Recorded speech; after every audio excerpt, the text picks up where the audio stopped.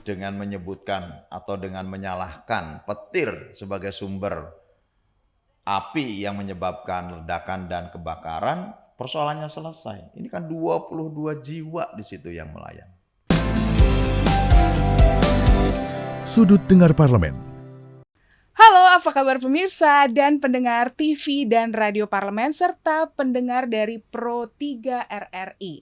Nah, kalau kemarin yang nemenin ganteng gagah, yang kali ini bolehlah yang cantik yang menemani pendengar Sudut Dengar Parlemen. Tentunya sama Nadia Kanaya, dan tentunya kita akan membahas tema-tema yang kali ini agak panas ya. Karena memang peristiwanya juga baru saja terjadi. Kita mau membahas soal kebakaran depo Pertamina yang ada di Pelumpang. Dan tentu kalau kita mau ngebahas itu nggak mungkin kalau saya sendiri ya. Harus ada narasumber yang berkompeten untuk membahas bersama saya. Sudah ada Bapak Herman Khairon, anggota Komisi 6 DPR RI dari fraksi Partai Demokrat. Ya. Selamat boleh siang, boleh malam, boleh pagi kalau yang ada Salam di YouTube. sehat semuanya. Iya, salam sehat semuanya yang pasti ya. Dan tentunya buat semuanya bisa merapat ke kita dulu ya Pak, buat mendengarkan ya Pak ya. Tapi sebelum ngomongin soal panasnya Pelumpang, saya mau nanya dulu bagaimana panasnya di Indramayu dan di Cirebon. Suhu 34 derajat. Oh, 34 derajat ya. Dan cukup panas. Kalau kita berjemur bisa kulit kita terbakar dan hitam. Tetapi tanning ya Pak. Tetapi panasnya itu membuat kita sehat di sana. Oke, jadi insya Allah semuanya sehat, warga-warga yang ada di sana. Apalagi sudah dikunjungi secara langsung di masa reses kemarin? Ya, saya berkunjung di 18 titik kemarin. 18 titik ya? 18 titik masyarakat, rata-rata antara 100 sampai 200 orang. Dan saya mencoba melakukan uji petik terhadap situasi masyarakat hari ini. Dan inilah yang tentu akan saya bawa dalam rapat-rapat di Komisi 6 maupun pada rapat lainnya, karena saya juga adalah sebagai anggota Badan Legislasi. Oke, boleh Pak bocoran dikit permasalahan dari dapil Bapak yang paling banyak aspirasinya apa? Pertama yang menjadi aspirasi adalah terkait dengan lapangan pekerjaan. Jadi banyak angkatan kerja baru yang mereka agak kesulitan untuk bisa mencari pekerjaan. Apalagi banyak sekali yang memiliki cita-cita untuk menjadi pegawai negeri sipil ya.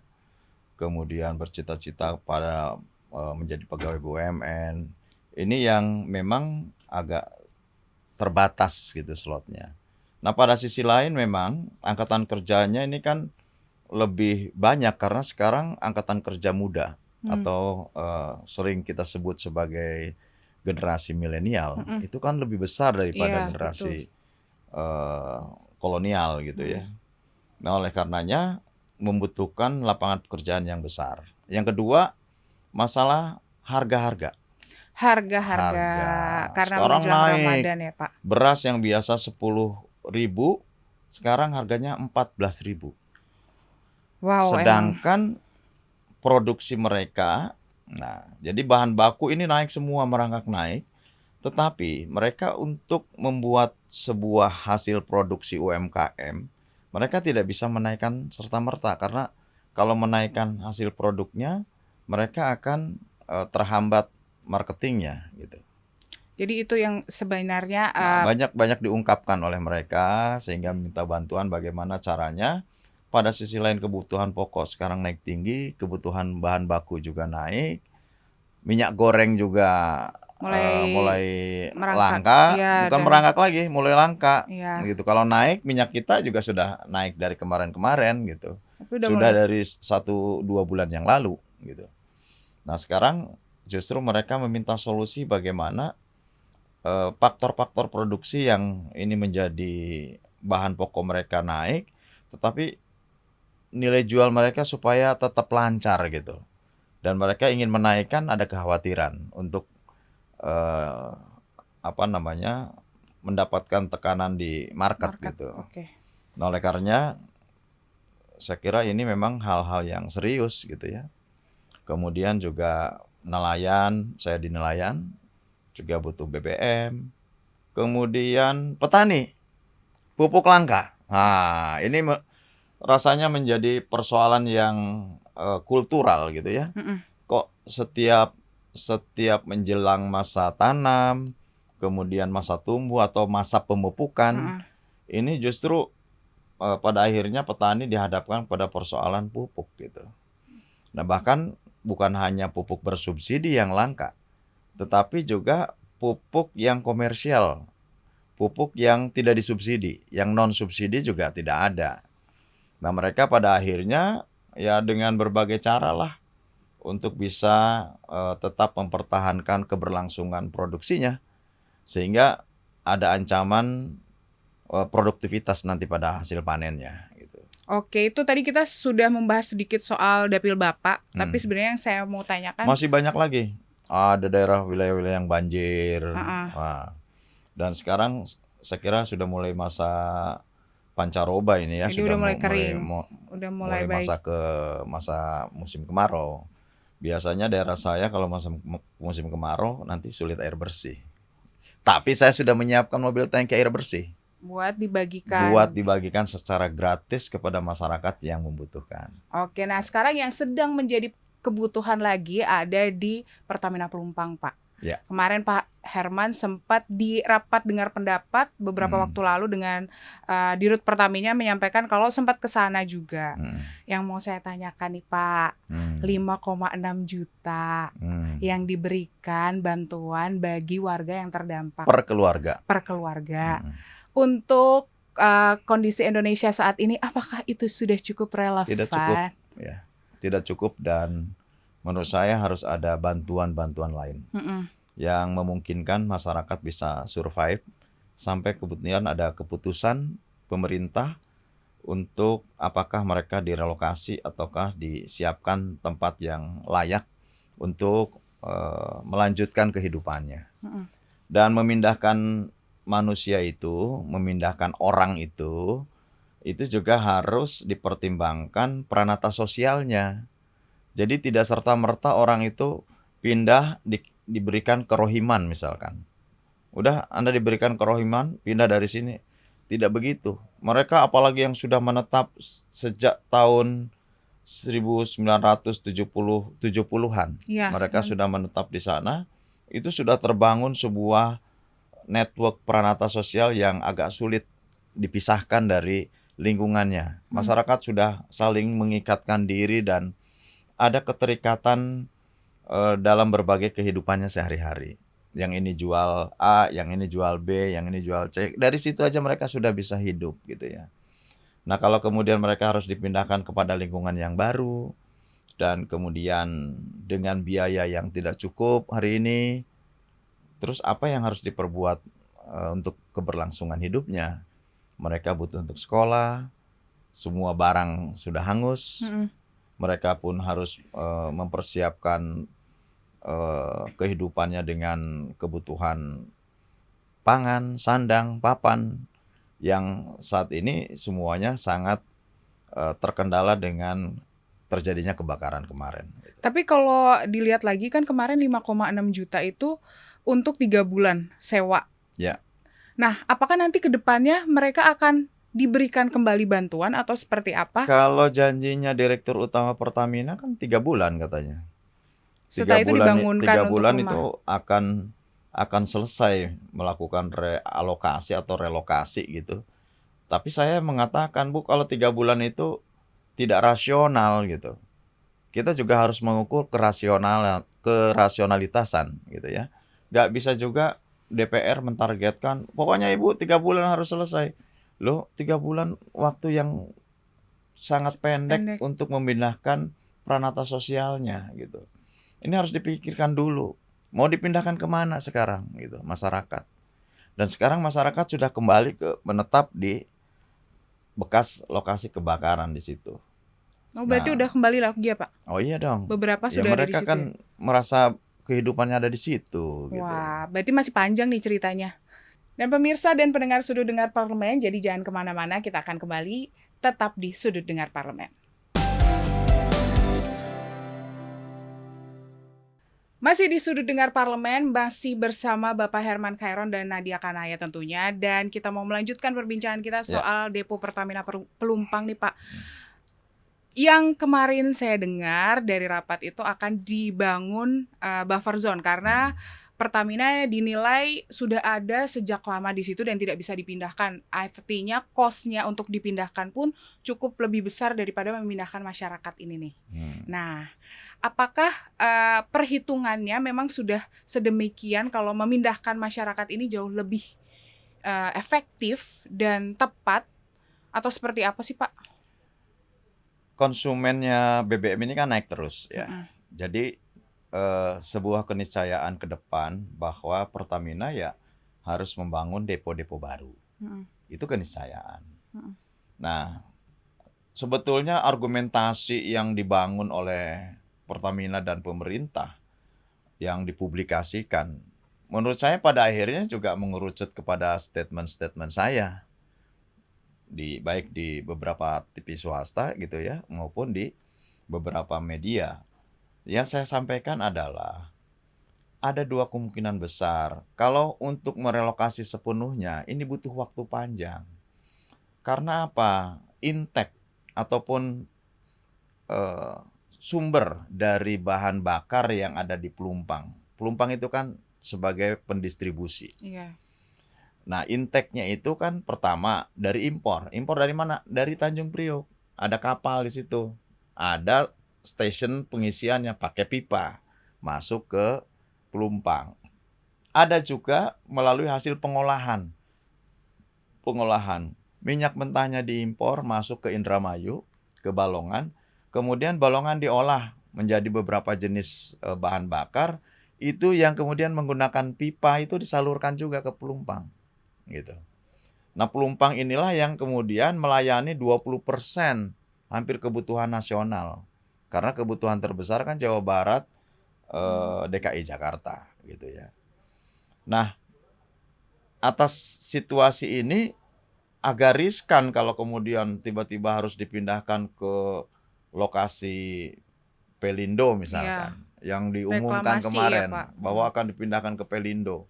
Di Kali Saya Baru ya Pak itu Pak? katakan harus kajian teknisnya harus matang.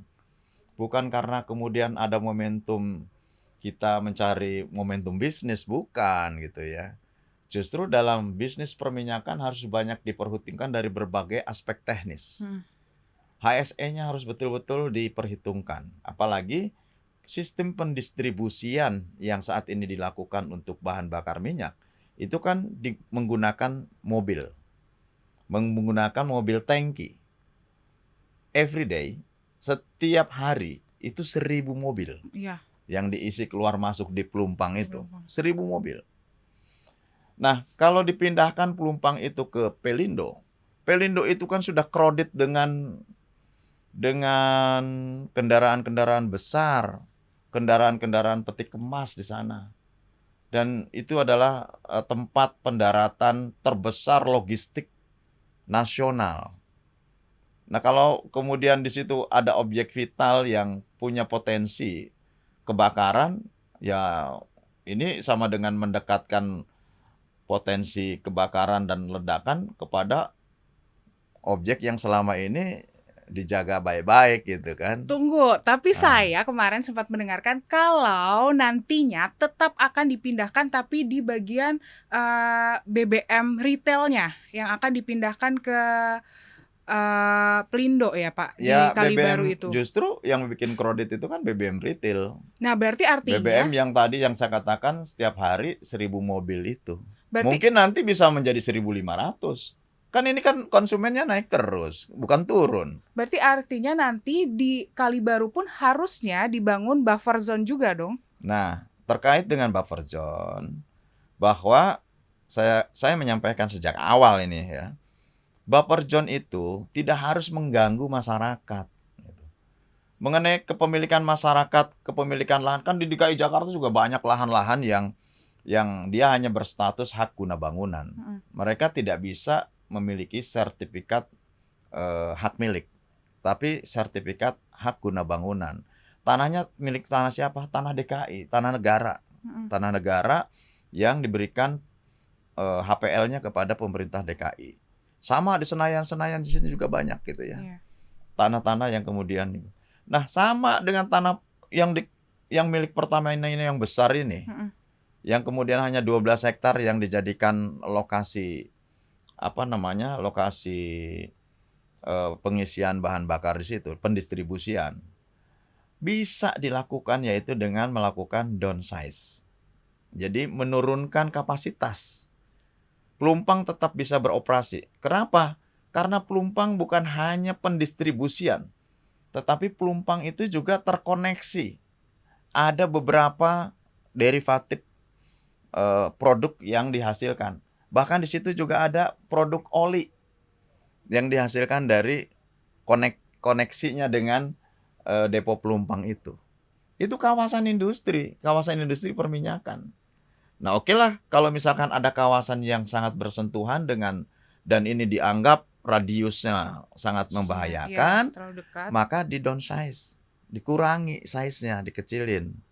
Size-nya Gitu. pelumpang.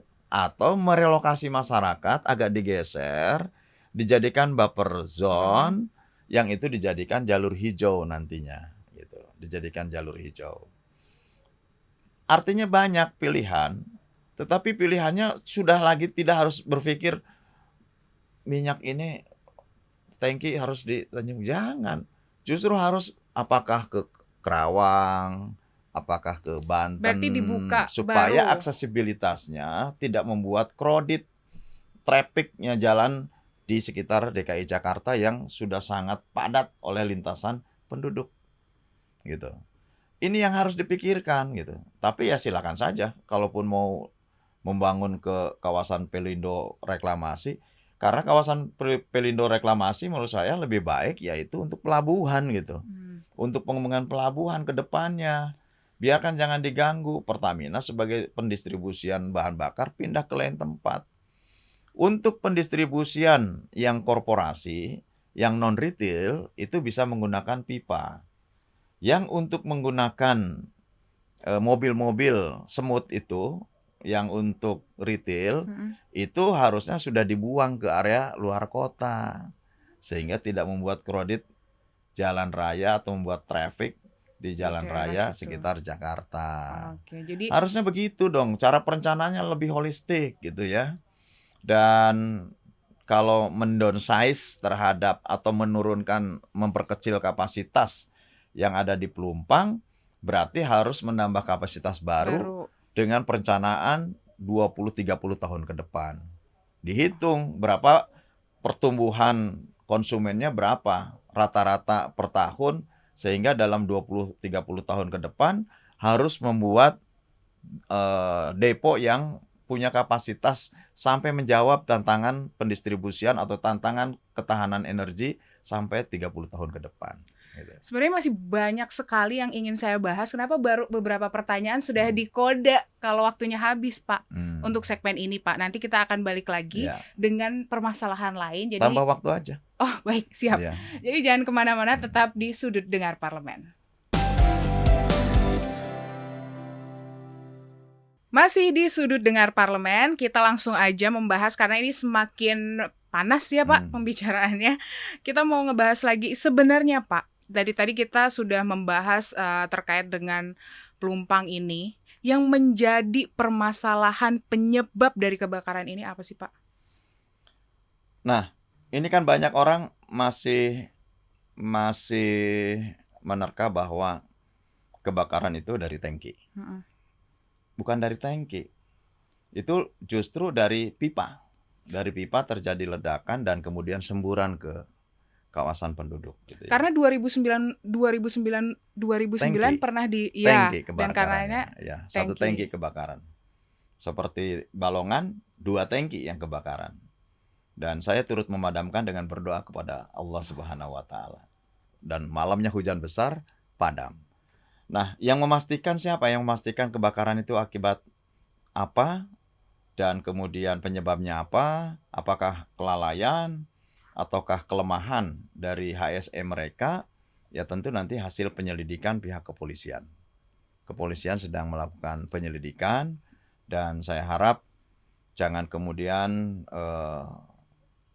dengan menyebutkan atau dengan menyalahkan petir sebagai sumber api yang menyebabkan ledakan dan kebakaran, persoalannya selesai. Ini kan 22 jiwa di situ yang melayang. Dan kemudian ada ratusan yang luka-luka. Ada ratusan rumah yang terbakar di sana. Ini yang harus diperhitungkan, dipertimbangkan bahwa ada bencana di situ. Jadi bukan lagi terjadi sebuah ledakan, kebakaran, tapi ada bencana. Bencana yang diakibatkan oleh kelalaian. Ini harus menjadi warning kita bersama, harus menjadi perhatian kita bersama. Gitu. Satu melayang jiwa saja harus dipersoalkan. Karena apa? Dalam bisnis minyak itu, health, safety, environment itu adalah kredibilitas. Oke. Kredibilitas. Yang harus dijaga. Yang harus dijaga. Ketika kemudian lalai dalam bidang itu, maka kredibilitasnya turun. Gitu. Pada sisi lain, justru di situ ada kemanusiaan yang harus kita jaga. Karena sesungguhnya kan kehadirannya Pertamina sebagai badan usaha milik negara, ya semestinya juga menjadi bagian tidak terpisahkan untuk turut serta memberikan keadilan dan kesejahteraan bagi masyarakat. Ingat bahwa tidak bisa kita mempersoalkan antara tumbuhnya masyarakat di sana dengan hak Pertamina yang ada di sana. Karena apa? Pertamina adalah badan usaha milik negara. 100% holding itu sahamnya milik Merah Putih, milik negara. Kecuali subholding yang sedang diutak-atik untuk sahamnya dikurangi gitu ya.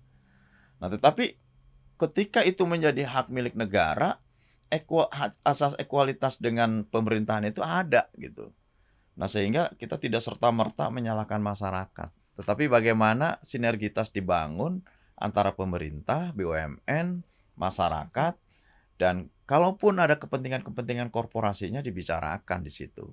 Dan bagaimana cara solusinya, tentu ini yang harus diselesaikan ke depan. Sehingga tidak ada kesimpulan dulu untuk masalah kebakaran, tetapi ini kebakaran itu lain daripada yang lain. Saya mengunjungi pernah Pelumpang dulu waktu kebakaran tangki, kemudian 2 kali kebakaran di di Balongan, 1 kali terjadi kebakaran di Cilacap. Saya turun tangan di sana. Bahkan pada waktu terjadi ledakan, ini hampir sama. Ledakan ini terjadi pada waktu terjadinya kebakaran pipa di Balikpapan. Balikpapan. Bahkan saya meninjau ada kapal-kapal nelayan kan banyak yang terdampak kebakaran waktu itu. Ada korban, ya, ada korban. Dan saya pada waktu itu masih pimpinan Komisi 7, saya memimpin kunjungan kerja langsung bagaimana terjadinya kebakaran. Padahal itu kan pipa di bawah laut. Pipa di bawah laut saja itu menyebabkan kebakaran yang luar biasa, menyebabkan korban. Apalagi ini kebakaran di darat dalam sebuah lingkungan perumahan pemukiman yang padat gitu. Artinya ada potensi yang harus betul-betul dijaga, ada potensi yang betul-betul dilindungi di situ. Gak boleh lengah kita. Gitu. Padahal kebakaran Balikpapan, kebakaran Balongan, kebakaran Cilacap, kemudian kebakaran ini kan rangkaian yang Bu Nike sebagai dirut itu kan mengetahui gitu loh. Dan harusnya sudah bisa menjadi warning ya Pak. Kan ya, itu berulang. Dan apakah yang di Balongan kemarin juga sudah tersampaikan kepada publik yang menjadi penyebabnya apa? Setelah berapa lama ya itu Balongan dari peristiwa sampai saat ini? Sampai saat ini masih menjadi perdebatan sebetulnya apakah di publik. Benar gitu karena petir, Pak? Ya selalu bahwa karena petir. Kalau karena petir kok di negara-negara yang petirnya besar-besar seperti di Amerika Serikat, di Australia, kok mereka jarang kita mendapatkan berita terjadinya kebakaran kilang tangki-tangki distribusi atau depo itu. Artinya memang ini ada kesalahan manajemen gitu loh. Nah, kesalahan manajemen di mana? Saya juga kemarin sampaikan di rapat. HSE itu levelnya adalah senior vice president. Senior vice president levelnya. Di bawah dirut. Nah, kemarin yang yang terbakar itu kan di bawah Patra Niaga, Mm-mm. subholding Patra Niaga. Juga di bawah Dirut gitu. Yang menjadi keanehan saya, kenapa harus Pak Dedi yang diberhentikan? Kenapa harus Direktur Penunjang Bisnis yang diberhentikan? Ini kan sudah nggak fair gitu. Pertama, Oke. cari korban dan cari kambing hitam. Ini tidak baik bagi kondisi korporasi. Semestinya mereka tetap kompak saja. Kompak saja gitu ya. Saya mendukung bahwa siapapun direksinya di situ harus kompak. Dan kompak itu untuk menangani, untuk melakukan mitigasi. Dan ke depan bagaimana untuk mengantisipasi. Kan begitu harusnya. Jangan kemudian cari kambing hitam, diberhentikan, kemudian ini diberikan biaya terjadinya kebakaran, diberikan jatah hidup selama 3 bulan, diberikan sewa rumah selama 3 bulan, bagi yang korban jiwa diberikan santunan, Mm-mm. dianggap selesai. Nggak selesai, belum. Ada 9 depo Patra Niaga atau distribusi miliknya Pertamina yang itu juga hampir sama permasalahannya sampai saat ini. Ada 3 kilang pengolahan yang ini juga sama permasalahannya. Harus dijaga ini. 9 dan 3 kilang ini adalah sebagai penopang, pendukung, penunjang terhadap ketahanan, kedaulatan energi, ketersediaan bahan bakar secara nasional. Oke, Pak. Tapi terkait dengan ini kan sebagai 15% penunjang BBM nasional si depo Pelumpang Pelumpang. ini. Bagaimana dengan kesiapan ketika menjelang Ramadan dan Lebaran nanti? Kan bagaimanapun tetap harus menjaga distribusinya dan Kalau kecukupannya. itu mestinya ya, menurut saya tidak menjadi persoalan karena dia kan sistem valve gitu ya. Kalau kebakaran tangki 1, tangki 2 atau tangki 7, tangki 8 misalkan kebakaran, dia bisa tutup, valve-nya bisa ditutup. Kemudian masih bisa mengoperasionalkan tangki-tangki lainnya. Oke. Biasanya kalau tangki yang terbakar kemudian menjadikan distribusi berkurang dalam satu depo tertentu, itu akan diisi oleh depo Depo lainnya. lainnya. Tapi belajar dari kebakaran yang terjadi di Balongan. Bayangkan, ketika terjadi kebakaran yang begitu hebat dan ada korban juga di sana. Sistem pemadam kebakarannya tidak siap. Makanya Dan akhirnya bahkan mempesan. didatangkan dari Cilacap. Ya. Makanya saya selalu berkelakar dengan mereka. Yang memadamkan api itu adalah Allah Subhanahu wa taala. Setelah saya sore hari datang ke sana meninjau api berkobar-kobar, saya bilang ajak Pak Joko yang dulu direktur kilang di situ. Pak Joko, kita berdoa di sini. Saya berdoakan sebagai warga Cirebon, Indramayu, saya mendoakan semoga kilang ini dapat cepat bisa dipadamkan. Betul, malamnya itu hujan tidak berhenti-berhenti dan alhamdulillah padam. Bayangkan untuk memadamkan depo, memadamkan pengolahan, tangki pengolahan yang ada di Balongan harus mendatangkan dari Cilacap. Bayangkan, berarti ada ketidaksiapan untuk melakukan mitigasi, apalagi untuk mengantisipasi. Berarti ini harusnya menjadi catatan untuk Pertamina sendiri untuk mempersiapkan bagaimana lokasi-lokasi stasiun pengisian lainnya juga Ya, termasuk tadi saya depo. katakan ada dan- 9 depo di seluruh Indonesia yang juga persoalannya sama. Dan ada 3 kilang pengolahan yang itu juga harus betul-betul dijaga secara seksama. Pak, terakhir, ini waktunya udah habis, tapi saya pengen tahu sedikit aja Pak, penekanan yang nantinya akan diberikan ketika rapat kembali dengan Pertamina. Sedikit aja Pak. Kemarin sudah membuat kesimpulan. Pertama yang harus dilakukan adalah mereview dan membuat roadmap terhadap 9 depo di seluruh Indonesia dan 3 kilang yang ada di pengolahan. Bagaimana ini nanti memiliki kesiapan-kesiapan di dalam utamanya HSE, ya, Health Safety Environment ini tentu harus betul-betul dijaga. Berapa sih sebetulnya jarak aman kepada penduduk, ke masyarakat? ya itu yang harus dijaga. Meterannya itu harus dijaga gitu loh. Jarak amannya itu harus dijaga. Buffer zone-nya harus dijaga. Dengan cara apa buffer zone yang lebih aman? Ya harus dibangun kolam di situ. Bagaimana pembangunan kolamnya? Apakah dia harus masuk ke dalam? Kalau masuk ke dalam berarti mendownsize, harus menurunkan kapasitas. Kalau kolamnya harus dibuat keluar, berarti harus merelokasi masyarakat. Itu pilihan-pilihan dan bisa dilaksanakan menurut saya.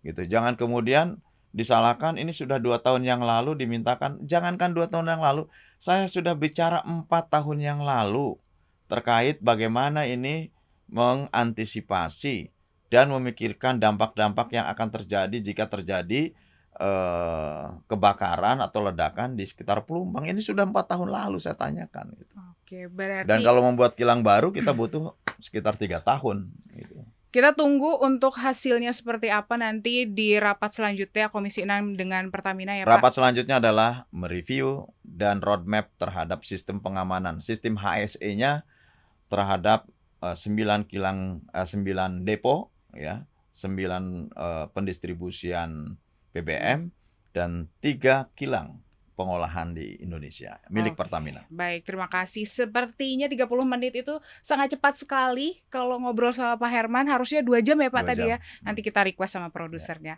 Terima kasih Pak Herman untuk waktunya sudah mampir ke podcast Sudut Dengar Parlemen dan pemirsa pendengar TV dan Radio Parlemen serta pendengar Pro 3 RRI. Terima kasih untuk kebersamaannya di hari ini. Semoga informasi yang diberikan bisa bermanfaat dan menjadi tambahan ilmu untuk semuanya. Saya Nadia Kanaya berserta kerabat kerja yang bertugas undur diri. Terima kasih dan sampai jumpa.